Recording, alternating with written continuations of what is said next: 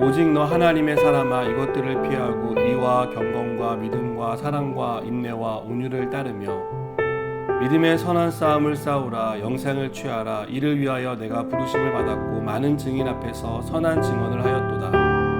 만물을 살게 하신 하나님 앞과 본디오 빌라도를 향하여 선한 증언을 하신 그리스도 예수 앞에서 내가 너를 명하노니 우리 주 예수 그리스도께서 나타나실 때까지 흠도 없고 책망받을 것도 없이 이 명령을 지키라. 기약이 이르면 하나님이 그의 나타나심을 보이시리니 하나님은 복되시고 유일하신 주권자이시며 만왕의 왕이시며 만주의 주시오. 오직 그에게만 죽지 아니함이 있고 가까이 가지 못할 빛에 거하시고 어떤 사람도 보지 못하였고 또 볼 수 없는 이시니 그에게 존귀와 영원한 권능을 돌릴지어다. 아멘. 내가 이 세대에서 부한 자들을 명하여 마음을 높이지 말고 정함이 없는 재물에 소망을 두지 말고 오직 우리에게 모든 것을 후히 주사 누리게 하시는 하나님께 두며 선을 행하고 선한 사업을 많이 하고 나누어 주기를 좋아하며 너그러운 자가 되게 하라. 이것이 장래에 자기를 위하여 좋은 터를 쌓아 참된 생명을 취하는 것이니라. 디모데야, 망령되고 헛된 말과 거짓된 지식의 반론을 피함으로 내게 부탁한 것을 지키라. 이것을 따르는 사람들이 있어 믿음에서 벗어났느니라. 은혜가 너희와 함께 있을지어다. 아멘. 오늘 말씀에서 바울은 우리의 믿음을 지키기 위해서 멀리해야 할 것들과 우리가 추구해야 할 것들이 무엇인지를 설명합니다. 먼저 우리가 믿음을 지키기 위해서 멀리해야 할 것들을 바울은 무엇이라고 설명하고 있습니까? 11절에 보시면 이것들을 피하라 라는 단어가 나오는데요. 이것들은 바울이 앞서 설명한 3절부터 10절까지의 내용들입니다. 그리고 그 내용들은 거짓 선생들의 교훈을 따르는 것, 그리고 돈을 사랑하는 마음을 가리키고 있습니다. 특별히 자족하는 삶을 살아야 할 성도가 돈을 사랑하게 되고 그래서 돈을 쫓아가기 시작하면 결국 그 돈은 성도로 하여금 시험과 올무에 걸리게 하고 욕심을 낳아서 그의 인생을 파멸과 멸망으로 이끌어 간다고 경고하고 있습니다. 여러분, 우리가 우리의 믿음을 지키기 위해서는 우리를 유혹하고 우리로 하여금 하나님을 멀리하게 만드는 것들에 대해서 단호하게 대처하고 그것을 멀리하는 것이 지혜입니다.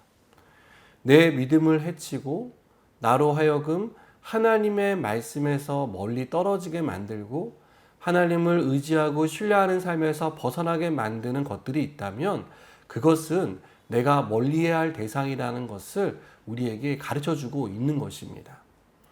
여러분, 하나님보다 더 의지하는 것이 있으십니까? 하나님보다 더 신뢰하는 대상이 있으십니까? 그것이 나로 하여금 믿음을 지키게 하는 것이 아니라 믿음을 떠나게 하고 있다는 것을 우리가 분명히 깨닫고 멀리할 수 있는 저 여러분이 되었으면 좋겠습니다. 두 번째로 믿음을 지키기 위해 우리가 추구할 것에 대해 바울은 11절에서 의와 경건과 믿음과 사랑과 인내와 온유를 따르라고 말합니다. 여러분, 여기에서 나열한 의, 경건, 믿음, 사랑, 인내, 온유는요 모두 다 하나님에게서부터 온 것입니다. 이것은 영생을 가진 성도가 세상을 살아갈 때 낙심 가운데 일어날 힘을 주고 다시 믿음으로 살아갈 수 있게 도와주는 중요한 믿음의 덕목들입니다. 우리가 하나님의 의로우심을 세상 속에 드러내며 의로운 삶을 살아가야 합니다. 세상 사람들이 죄악으로 가득하고 속고 속이는 그런 관계 속에 있더라도 우리는 하나님의 의를 드러내는 삶을 살아야 한다는 것입니다. 또한 영생을 가진 성도는요, 세속적인 즐거움이 아닌 경건에 힘써야 합니다. 우리는 이 땅에 거룩한 백성으로 부름받았습니다. 거룩한 교회로 또 거룩한 삶으로 하나님이 우리를 부르셨습니다. 그렇기 때문에 우리의 삶은 세상 사람들과 구별된 경건을 추구하고 경건한 삶을 따라 살아가는 삶이 우리 가운데 있어야 한다는 것입니다. 그리고 사랑을 실천해야 합니다. 우리의 사랑은 말이 아닌 행동으로 드러나야 합니다.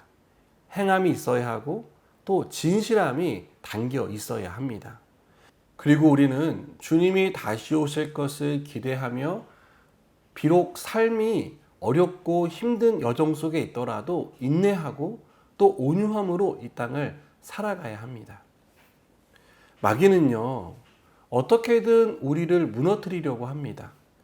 하나님에게서 멀어지게 하는 수단과 방법들을 가리지 않고 계속해서 우리를 공격해 옵니다. 특별히 우리의 가장 약한 부분을 집중적으로 공격해서 우리로 하여금 하나님을 떠나게 만드는 것이 마귀가 가지고 있는 계획입니다. 우리를 세상의 화려함과 부유함으로 유혹합니다.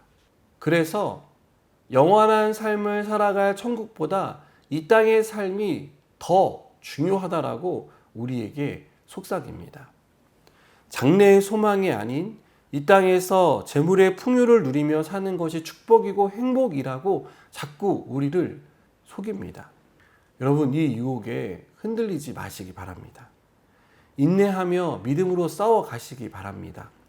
하나님이 우리에게 주신 영생을 뺏기지 않도록 우리가 계속해서 하나님의 말씀에 귀를 기울이고 하나님을 의지하는 믿음의 선택들을 해 나가시기 바랍니다. 사랑하는 여러분, 믿음의 선한 싸움이 계속해서 우리 가운데 일어날 것입니다. 우리는 이 싸움 가운데 선으로 맞서 싸우고 그 선으로서 악을 이겨 나가는 자들이 되었으면 좋겠습니다.